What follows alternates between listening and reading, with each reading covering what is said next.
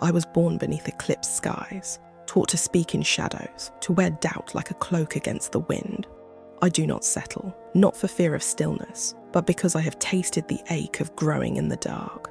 I linger where light bends, where the air hums with beginnings, too raw to be beautiful. I know the silence that howls beneath polite words, the way shame curls itself into the corners of the room. I walk barefoot across the coals of becoming, bleed quietly so I can rise loudly when the fire makes me new. To begin is to burn. To be seen before the shape takes hold is a kind of holy violence, a breaking that births something sharp and shining. I am not lost, only shedding my skin beneath moons that ask nothing of me. I am part bruise, part bloom, growing teeth where I once held my tongue, planting seeds in soil others called barren. I find comfort not in answers, but in the echo of the question, in cracked mirrors that still catch the light. I long for belonging that does not flinch at the feral, a place unafraid of the parts still learning their names. I want the kind of shelter that kneels beside me in the dirt, unmoved by mess, willing to wait. This is for the self that wears failure like ink, that carves beauty from the ache, that believes ruin is just a softer name for rebirth.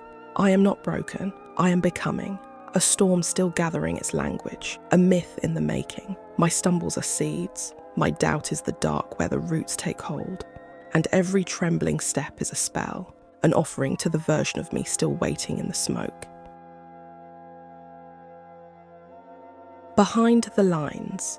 This poem is a tribute to the ones who are willing to look foolish on the way to becoming something powerful. It's rooted in the idea that growth demands a kind of holy discomfort, that if you're not willing to stumble, to burn, to bleed in the becoming, then you'll never make it to mastery. I wrote it for anyone who has stood at the beginning of something, unsure and shaking, and chosen to step forward anyway. The speaker doesn't run from the mess. She walks barefoot through it. She knows that to become anything real, you have to pass through the fire, and you have to do it without the armour of perfection. The poem honours the raw, honest phase of growth where you're not yet who you're becoming, but you're no longer who you were.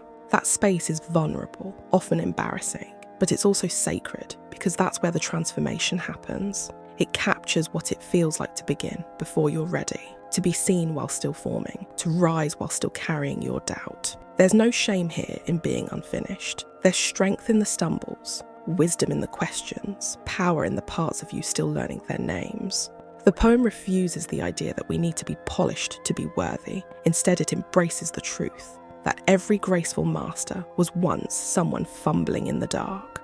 This is for the version of you that's trying, trembling, and showing up anyway. It's for the parts of yourself that feel awkward or unready, the moments that make you cringe, because those are the cracks where your future self takes root. It reminds us that becoming is messy, yes, but it's also magic, and the price of that magic is letting yourself be seen before you're finished.